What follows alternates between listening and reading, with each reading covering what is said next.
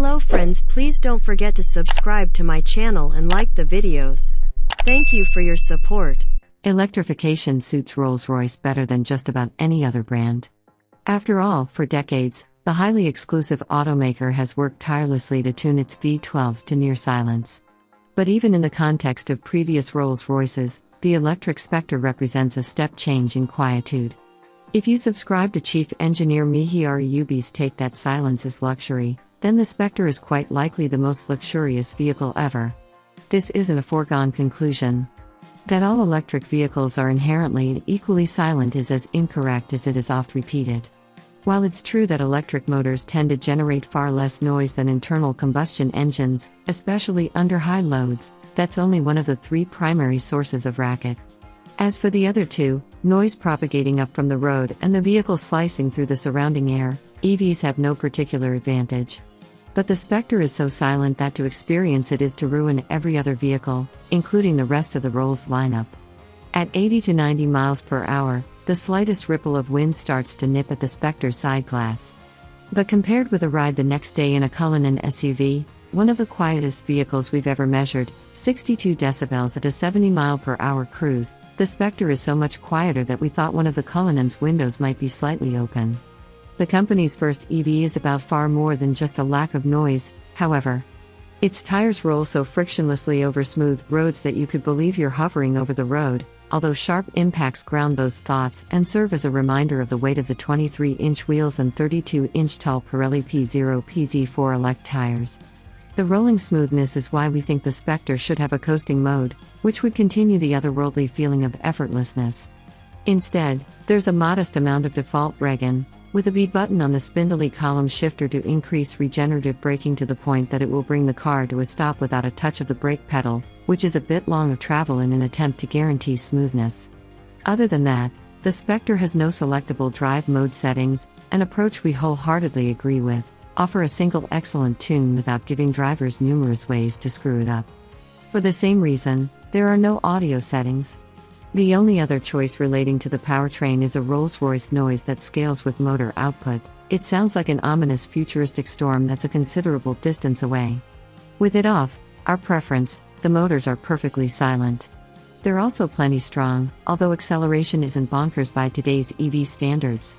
Still, a rush to 60 miles per hour in the low 4-second range roughly matches the performance of the brand's V12 models. Those front and rear current excited synchronous motors are borrowed from parent company BMW. There's a 255 horsepower motor in the front and the more powerful 483 horsepower rear unit from the 9M60 and the i7 M70. The 102.0 kilowatt-hour battery pack is also shared with BMW and uses the same cells from CATL. Peak output is 577 horsepower and 664 pound-feet, all but equal to the latest twin-turbo V12 in the Phantom sedan.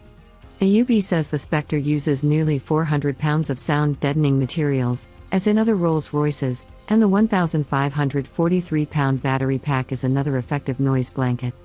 Integrating the large battery pack into the aluminum architecture of luxury was done deftly. The front seats sit just 0.8 inch higher and the rear's 1.2 inches higher than those in the 2009 Phantom Coupe, which served as the Spectre's muse.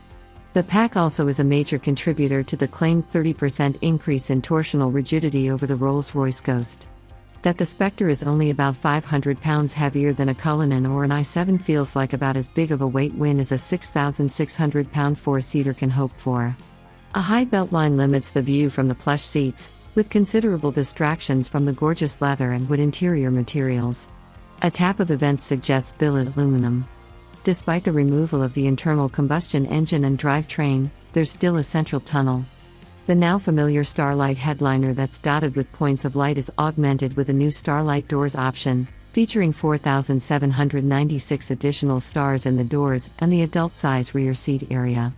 Or you can go with the traditional and spectacular wood paneling. Once you've taken it all in and get on with the business of driving, you'll find that the Rolls' typical steering wheel, thin-rimmed and large diameter, is light in effort but very precise. In a pleasant surprise, it passes along subtle road feedback. Over large swells in the road, the Spectre can be slightly too floaty front to back, but body roll is well controlled. The forward view of the Spectre stuffing its lane makes it feel as massive as it is, but the four-wheel steering and active anti-roll bars let it drive far smaller. At no point when chucking the Spectre through a series of switchbacks at a pace totally unbecoming of its laid-back mission does it fall apart. When you finally must depart the cabin, hang on after a second pull of the door handle and the door powers open, pulling you along with it. Nothing about the Spectre's arresting presence shouts about the sea change in propulsion, and that's deliberate. The brand's customers are not interested in a stylistic departure as Rolls-Royce transitions all its models to electric propulsion by 2030. Therefore, the long hood and generous dash-to-axle ratio remain, although there's not much to be seen under the hood save for a massive metal cover. The only bit that underwhelms is the oversized charge port cover. Rolls reshaped and optimized every surface above and on the underside, leading to contribute to an impressive 0.25 coefficient of drag, versus 0.31 for the Phantom Coupe. Even the Spirit of Ecstasy hood ornament that powers out of the front of the hood contributes, now crouching slightly lower with her flowing robes more extended. The grille slats are mostly closed off since cooling air isn't needed. At nearly 5 feet long, the rear-hinged coach doors are the longest Rolls has ever produced, which is why they get a secondary stabilizing latch.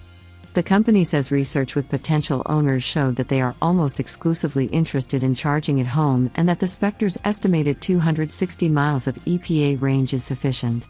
Those traveling farther would likely choose a different vehicle from their personal fleet, one that isn't ground-bound. Nevertheless, the Spectre has DC fast charging capability with a claimed 195 kilowatt peak. Pricing starts at $422,750, but with a seemingly endless amount of customization possible, the company says it expects most of the vehicles to transact above $500,000. Rolls says 40% of those who have ordered a Spectre are new to the brand, and the first year of production, roughly 2,500 cars, is already sold out. Deliveries start in November 2023. The Spectre is that most wonderfully irrational vehicle, a massive, BMW 7 Series-sized behemoth with just 2 doors. It both feels familiar yet represents the Ultrasilent way forward for Rolls-Royce.